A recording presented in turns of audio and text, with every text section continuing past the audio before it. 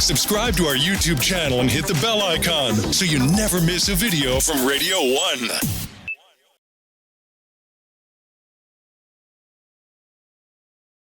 All right, here we go. It's time to get one with Indie Radio 1 platform's homegrown artists, and we love to show off our incredible talent across the length and breadth of this country. This time round, we're going to delve or deep dive. We're going to deep dive into the sounds of Alboe, a very interesting artist coming from New Delhi. Welcome to the show. Thank you. Thanks for having me, Erica. So, singer-songwriter, music producer, DJ, this is incredible. I've been using your album to soundtrack my entire day, by the way, The Painter, your current album. So well done. Thanks. That means a lot. So I believe it's taken you like 4 years to put this one together. A little bit about the story that, that went behind The Painter.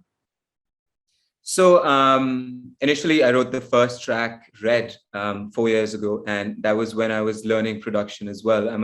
I'm a singer and a drummer, so I hadn't really perfected production. So I think that's when I wrote my first song. And as in when I kept going forward, it took about 4 years to complete all the 10 tracks.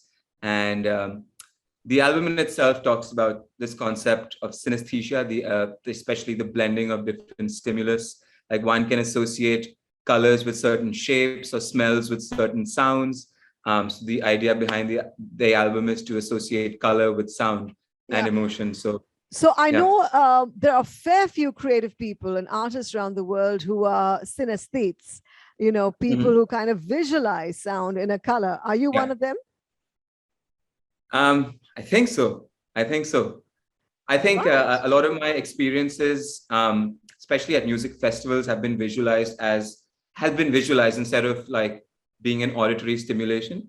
Like when I'm at a festival, Yeah, I mean, I find that just so interesting, and it's it's particularly prevalent in like creative folk like yourself. So talk to us about being a synesthete. What do you feel at music festivals?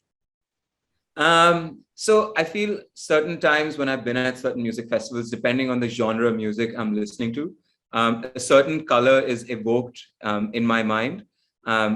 So for example, I strongly associate fast, upbeat, pop-like music with the color yellow. Whereas it happens with me. I mean, for example, I remember one time I was watching Jungle play live and I was just like, okay, feeling and seeing yellow. So yeah, I mean, this has happened to me numerous times, and not particularly with one color, but I've seen patterns with the auditory song, the sound that I'm hearing, and I just had to connect the two in this album as well. Yeah, that's super interesting. I mean, I've also had the band Jungle on my show, by the way. Wow. Of course, that's incredible. So when you have a listen to Coldplay's Yellow, what color do you see?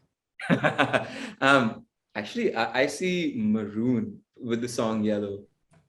Except for, just because the song dives into like deep emotions and heavy emotions. If I were to remove the word yellow from that song, I would feel maroon. Yeah, so you probably want to rename it Maroon. But you've had a history with music. You've always grown up with music about you ever since you were little. Talk to us about your journey that's gotten you this far. Sure. When I was about 4 or 5, I think both my parents are musically inclined. My mom's a dancer. My dad's played the flute all his life. So they got me and my brother into vocal lessons. And then from there, I think I picked up the tabla at the age of 9. And then when I got into high school, it was all about Western music. I became a drummer. I got into a band, and I always listened to just Western music, although I've been trained in Hindustani classical. So then when I went to college overseas, I got extremely intrigued by the electronic sounds that were emerging back then. I'm talking about like Deadmau5 or like even Daft Punk, even Swedish House Mafia. I was like, okay, this is amazing. And I just stuck to it. And Yeah, Yeah, because like yeah, we do feel influences of your traditional Indian, musical upbringing in your current yeah. album, The Painter. But having to sustain the interest for 4 years, I mean, was that a challenge? Because sometimes you could kind of lose interest midway, or try and maintain the momentum or the feel of the album for 4 years. How did you do that? Erica, I think the challenge I faced was that making the album without it being released was a big challenge. Like working for 4 years without any validation or recognition of the songs or the work I've done so far. It was a bit. It was like, okay, when am I going to finish this? I need to get it out. It's my first album, and um, it was really hard. I think the only thing that kept me going was the music I was making, and Yeah, someone coming over and listening to it and being like, okay, yeah, wow, this is great. yeah. Whatever, keep going. All Um, right. yeah, Okay, so so that now was it's it. out. It's been out since, I think, July this year, or Yeah, thereabouts. So yeah. how do you feel now that you've sort of, given the world your piece of art? A sigh of relief. I can't wait to make some more music and release more sounds and Yeah, put together everything I've learned now. And it's a constant learning process. So every new song is different, but I'm just glad this synesthetic album is over. yeah, And I can now like liberate myself from that little, pressurized sort of clump I was in yeah, for yeah. 4 years. So how would you describe your album synesthetically in terms of a color? How would you like to describe it? Um, What color? I think I associate with blue the most. Uh-huh. Um, just because the whole album was made at a time when I was locked in a room alone by myself. I just wanted to be alone with my instruments, and blue is the color of sort of infinite and sort of sublime and sort of loneliness as well. Yeah, And that's what I used to feel majority of the time. So I yeah. think this album resonates with blue. Wow, Um, you're quite deep, Albo. Let's come it's to my the interview. name. Super interesting. I'm like thinking now, how do I pronounce it? Is it Alboe? Albo? Is it Yes. Albo or Alboe? So help us out. Albo is an acronym for a little bit of everything. It helps me keep my genres varied and keep the diversity in there. And also with my Hindustani classical and Indian training versus my preference, which is Western electronic, sort of combines together and makes this sort of a little bit of everything Albo acronym. And Yeah, I thought about this years ago, and I was like, yeah, maybe it'll work for me. it's Um, working. And seeing as you love acronyms, let's test a few on you. Um, okay. Kiss. Oh, Knights in Satan's Service, I think. I think is. I would have just is thought, keep it simple, stupid.